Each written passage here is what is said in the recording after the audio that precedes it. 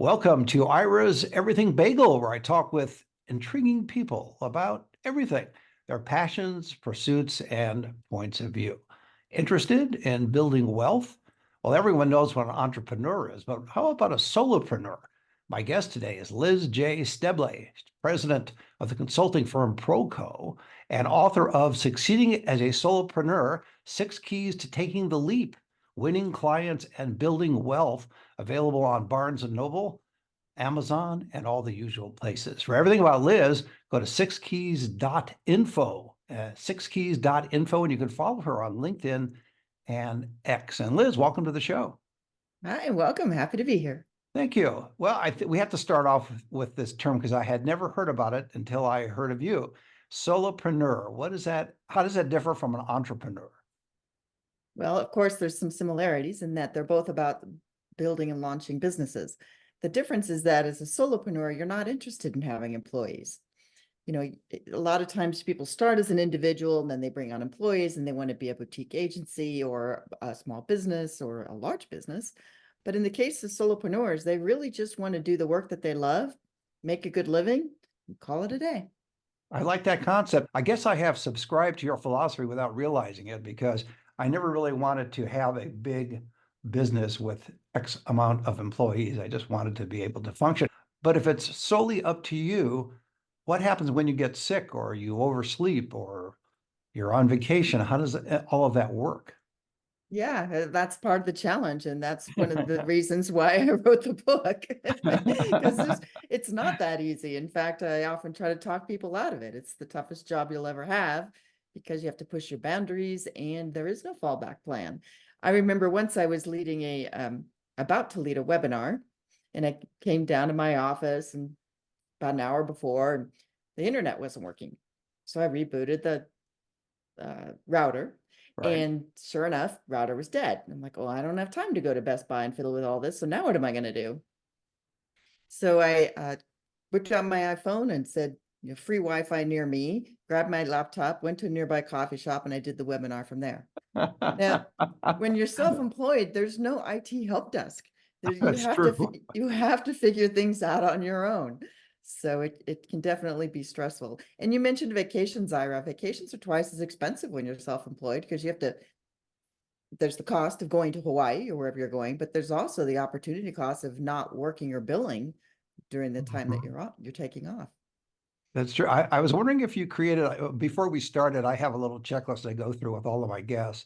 Do you have a checklist for solopreneurs so they know, as an example, and you learn all the time, when all of a sudden your router died, you know, okay, how do I resolve this? And then your checklist says, okay, check for local free Wi-Fi, get on down to that coffee shop, plug in the laptop and go.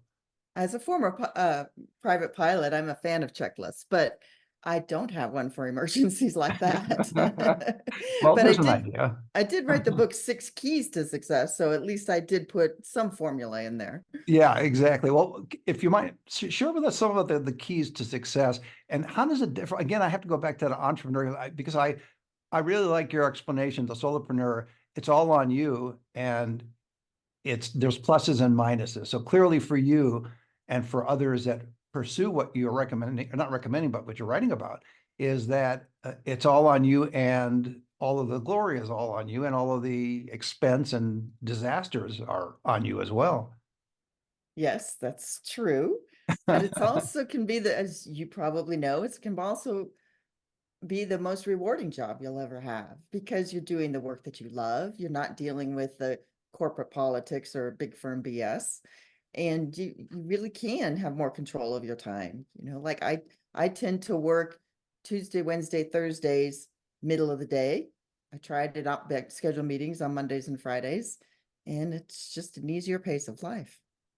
That's interesting because I got the impression that you're working 24/7, but if anything, you're working less than a typical 40-hour week. Well, it depends on the type of work you do, where you Right. are in your life cycle, et cetera, right? Like I'm towards the latter half of my career, no doubt about that. Um, but yes, you can definitely work 7 days a week. I think there's an old phrase that says you can work any any 40 hours a week you want, as long as it's 7 days a week or something. I forget what that phrase is. It's an interesting dilemma in that sense, because especially if you're passionate about what you do, but at the same time, you're realistic. You don't want to overdo your physical capacity. You don't want to overdo your brain capacity. You want to make sure you get enough sleep. You want to make sure you eat right, and you exercise, and you have outside social relationships, and all of that has to key Yes. into it. Otherwise, you become very driven. And I've met driven people who are somewhat one-dimensional. I would use that term. Do you encounter Yes. those kind of people too? Yes, workaholics actually what's the term I grew up Yes. with. Yeah.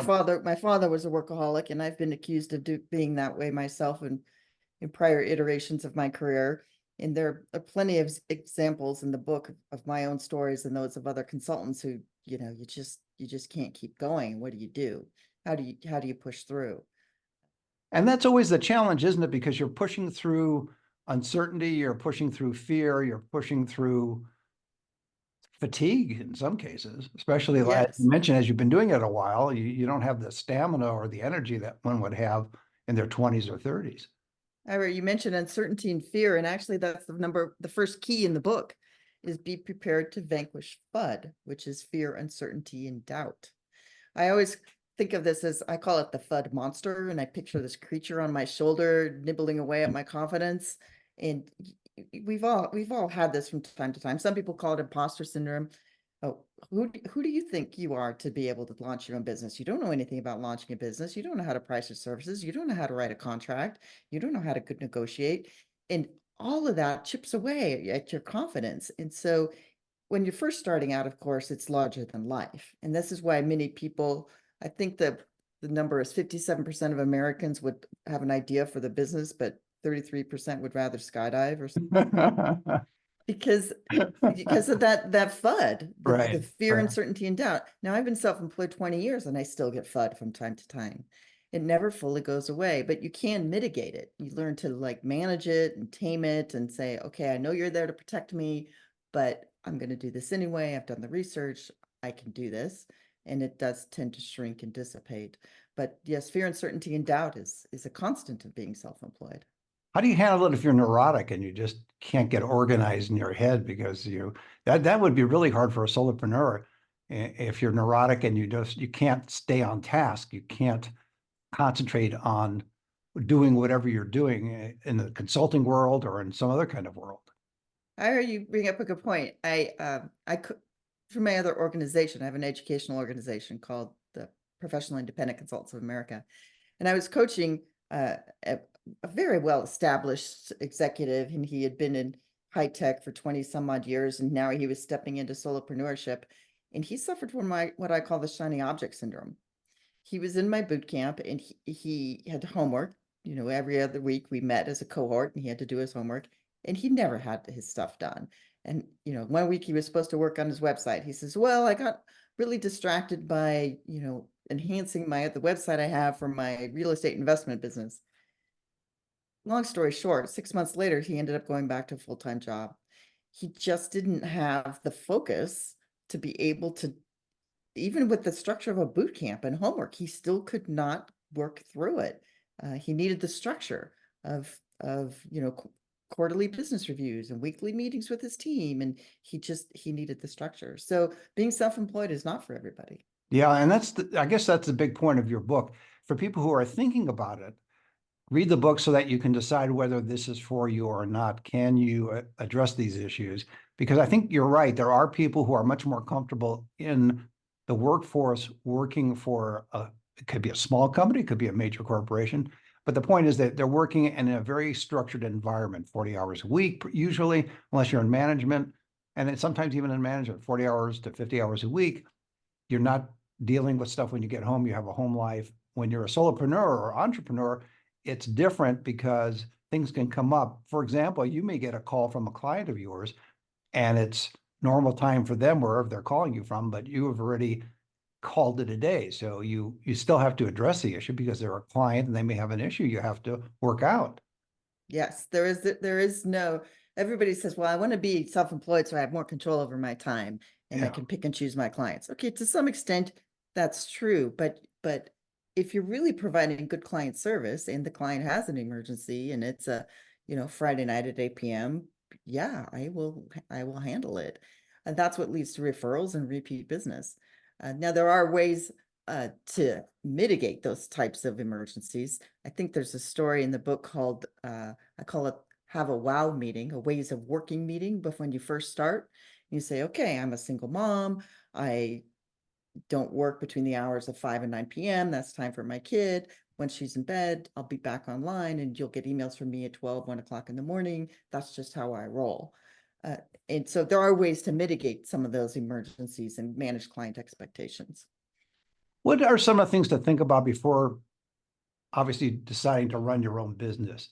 We talked about FUD, but there's other issues too that you have to really think through. For me, for example, paperwork drives me nuts. I hate paperwork. Yes. It's the most non-creative aspect of any business or just life in general. Filling out forms drives me nuts. I hate filling out forms. I'd like to hire somebody full-time to fill out any form I have to fill out. Online, offline, it doesn't matter. It's just, oh no, a linear situation here. It's a form. And you have to, Well, that's one of the keys to success, actually is to figure out what it is that you hate to do and or not are not good at, and outsource it. Hire Mhm. somebody else to do it, not necessarily as an employee, right? Because then you wouldn't necessarily be a solopreneur. But for example, I have a part-time assistant. I pay her on a 1099 basis. She's a contract worker, but I would be lost without her to do things like fill out my forms.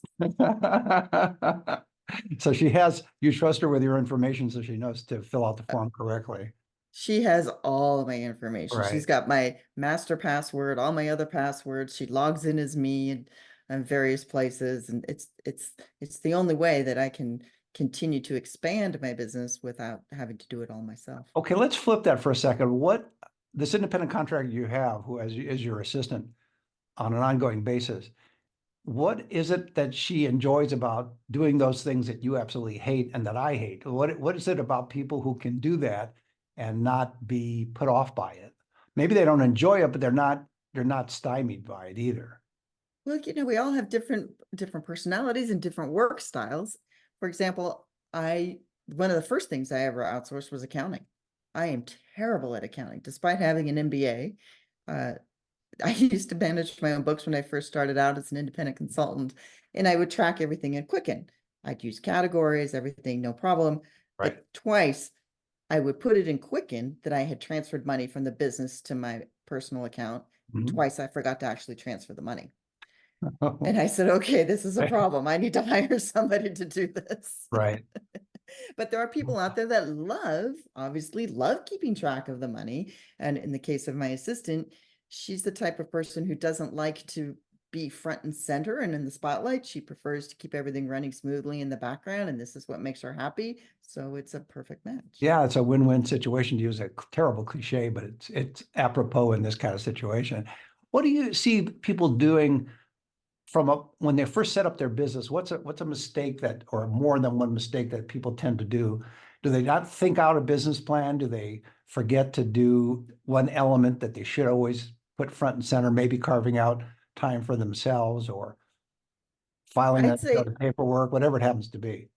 indeed there are a lot of mistakes. Of course, if you follow the 6 keys, you'll avoid a lot of them. Right. But the two biggest mistakes I see people make, one is how they go to market or their positioning, and the other is their pricing. So let's talk about both of those. The first is, a lot of times people think, okay, I'm going to go to market as what's known as a jack of all trades, because then I'll be available for more opportunities. But if you put yourself in the client's shoes, they don't want to hire a jack of all trades. They want to hire an expert to solve their Mhm. problem. So I've through my main company, the Proco Consulting Agency, I recommend some of the world's best consultants. And the ones that win the most work are the ones that have a very specific niche, because I can with confidence tell clients, you need to talk to Deborah Glenn, because she's the expert in org design, particularly within the high tech space. She's the person that you want.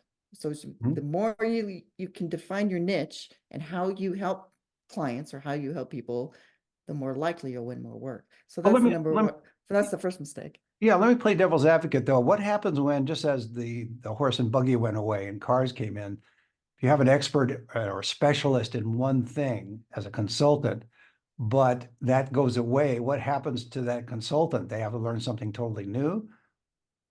That's an excellent point. You have to pick, it's hard to pick your niche. I run a whole workshop on it. Uh, there has to be a market for it, right? You could be the world's best person at underwater basket weaving, Ira, but if there's no market for it, you're not going to make a living. I found Right? that out a few months ago. Yes,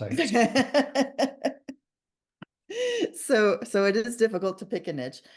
Things don't really change overnight. You know, sure, even when the horse and buggy, the cars replaced the horse and buggy and the buggy whip manufacturers went out of business, that didn't happen overnight. It took some time. And when you're self-employed, you'll notice that demand for certain parts of your skill set are waning, and it might be time to start shifting and focusing on something else. And even subconsciously, even without the market shifts, you'll notice that there's more demand for you in certain areas than others. Um, there's a consulting guru that I admire. His name is David A. Fields. He calls it going to where the fish are, right? You got to go to the pond where there's enough fish. So that's another key part of figuring out what your niche is, how you go to market. You got to make sure there's enough clients that want the services that you provide. Is an age a factor? Because we talked earlier about your career and how long you've been doing it and stuff, but is it ever too late for someone to start on this road to being a solopreneur?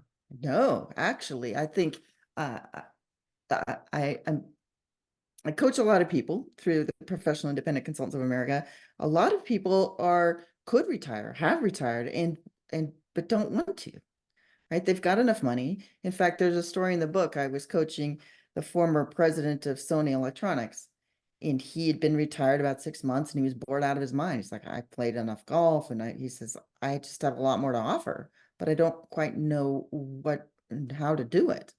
And Mhm. so there are a lot of people who are saying, retirement is, that's fine, but I'd like to continue to give back or make a difference or make enough money for my next cruise or whatever the situation Right, is. right. And so you don't have to do it full time. These people often just become do like executive coaching roles or board roles or uh, consulting on a small basis. Another thing that's very popular now is called fractional leadership. So fractional leadership is for startups and smaller companies that can't afford, for example, a full-time head of HR. Instead, they'll hire one of these seasoned professionals for 1 day a week. And so that's As an another, independent contractor? exactly, as an Oh, independent. interesting. So almost like when you're a fractional owner of an airplane, you don't own Yes. the whole airplane, you own part of it. And so in this case, yeah, that makes a lot of sense. How important is it being honest with yourself? And the reason I asked that question, the example you just gave of somebody who says, well, I retired, but I feel like I still want to give back. In fact, do they want to give back, or is it really more, hey, I don't want to go crazy just playing golf all the time. I got to do something that's going to be stimulating. It's not necessarily I want to give back to the community or I want to give back to the industry. It may be more, and perfectly fine, more selfish in that sense. I just need to keep from going crazy by not doing stuff. Yeah. I mean, the motivations differ. And I have a popular blog that's actually called successfulindependentconsulting.com. I don't know. I like things with a lot of syllables. But anyway, successfulindependentconsulting.com. And there's a blog on there that says every solopreneur should know their why. So Mm. why are you, before you do anything, why are you doing this? What's your motivation? Who do you want to serve? Why are you doing this? Because when it gets tough, and there are days that it is hard, or weeks that it's hard, that's your North Star document. You go back to that and you're like, oh yeah, this is why I decided to do this. And is this still I true? like that question because it can simply be I want to do this because as I mentioned earlier, I don't want to go crazy just golfing all the time. Or it could be a sense of self-worth or maintaining a sense of self-worth or just seeming to be useful within to myself. So it could be all internal rather than external, but it's still a valid reason why they want to do something. Yes, absolutely. And do you encourage that when you're consulting with clients and to go to that why question? I know you mentioned it in the blog, but I mean, is that part of your own checklist with clients when you sit down with people and you're coaching them? ask yourself why? Yes, often. In fact, I think I hold office hours once a week where people drop in, just like in college, to talk to the professor. And I had somebody in there the other day, and we were talking about her niche, and she couldn't get the words right. And I said, have you done that exercise where you clearly define the why you want to do this and who you're going to be serving? And she's like, no, I haven't done that yet. So it's pretty foundational because it shapes the type of work you want to do, how you want to position yourself. Maybe you want to work one day a week and do the fractional executive thing, or maybe you want to do coaching lots of people over time, or it makes a difference to have that clarity. When you say office hours, are you talking about virtual office hours or people actually come by and see you? Yeah, virtual office hours. Okay. Yeah, I have a Zoom room, and this is for people who are members of that organization, the Right. Professional Independent Consultants of America. Yeah, they drop in maybe for an hour or maybe for just 10 minutes. Sometimes they have something specific like, hey, can you look at my new LinkedIn profile, or can you review my website? Sometimes I have people come in and they'll just say, I have FUD and I'm stuck and I don't know what to do. Well, I figured it might be virtual because I can't imagine people knocking on your door during that time saying, oh, yeah, I was in the neighborhood, so I wanted to come by and talk to you about stuff. So, Especially not up here in Reno, Nevada. There's not that many people in the neighborhood. how about in your book, you talk about paying less tax? One of the keys to success, paying less tax. How does one go about paying less tax? Probably it could be one way approaching it, which is to earn less, but that's not what you're saying, is it? No, gosh, no. Because if I No, earn less, I don't have to pay as much tax. So, okay. well, that's I'm looking at it. true, You but know. no, that wouldn't be Well, that. that's from my organization, Self-Defeating Individuals of America. So, Yeah, or, exactly. yeah, .com. No, no, the paying less tax ties to building wealth, right? So you have to grow the top line and at the same time. No, this is one of my most adamant uh, points for people who are self-employed is there's something in it. Okay, let's back up for a second. Sure. There's two ways to be paid in America, right? As an employee or temporary employee on a W-2 basis, or as an independent contractor or business to business basis on a 1099 basis. When you're paid on a 1099 business to business basis, you can take business owner tax deductions on your tax return. So that's a big part. And the other thing is you have different options for retirement plans that are much better than a traditional 401k. So the more money you can siphon into these retirement options, like a health savings account or solo 401k or SEP IRA, that's the goose that lays the golden eggs, because you're paying yourself, you're investing it for your own retirement, and that's how you're lowering your effective tax rate. One year I did my taxes just for fun. Well, I didn't, my partner Henry did, two different ways in TurboTax. One was my actual tax return with all my 1099 income. And I said, well, what if I had been working through an agency on a temporary W-2 basis and contributed to the 401k and maxed that out? So he ran the numbers again. He says, well, you saved $8,000 in tax by being self-employed and being paid on the 1099 and doing what you did. And I said, $8,000? That's a vacation to Europe. I'm like, Exactly. so we feel so strongly about this. We actually trademarked the phrase, friends don't let friends W-2.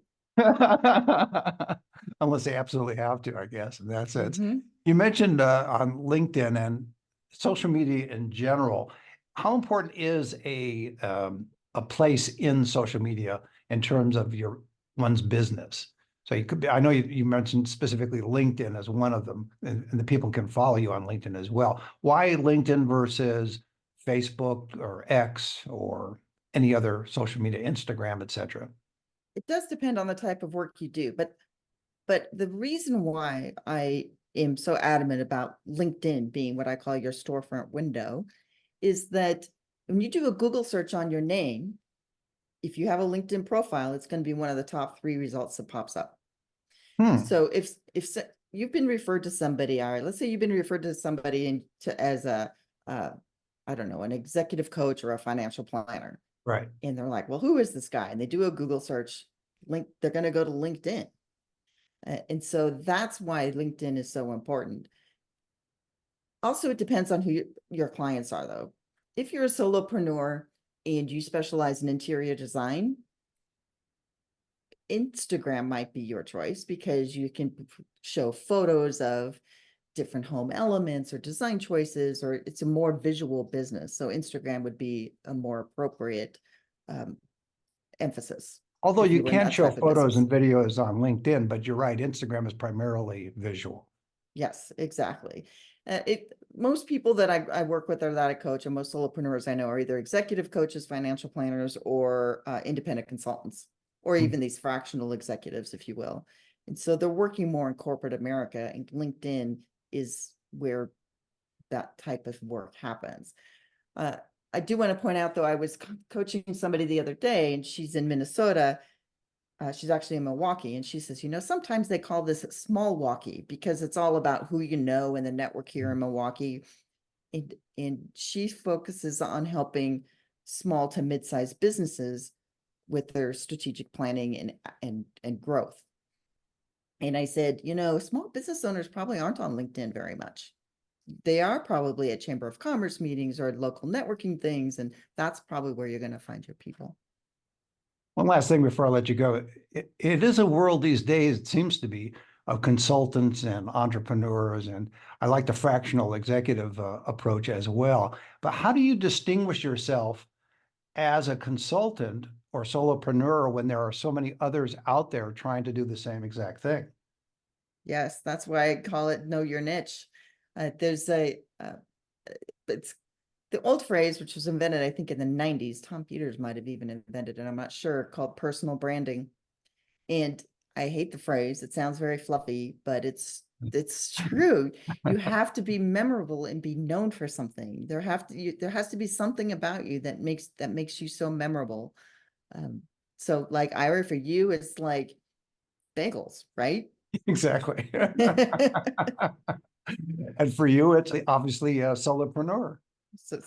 Solopreneurs, yes. And the hashtag that I use most frequently on social media or where my blogs or whatever is solopreneur success.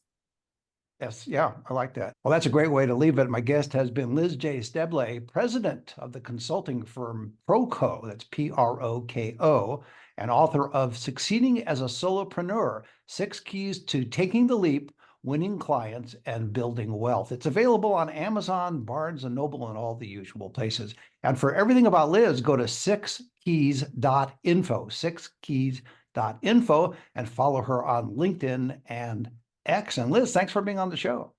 My pleasure, Ira. And join us every Thursday for a new schmear on Ira's Everything Bagel.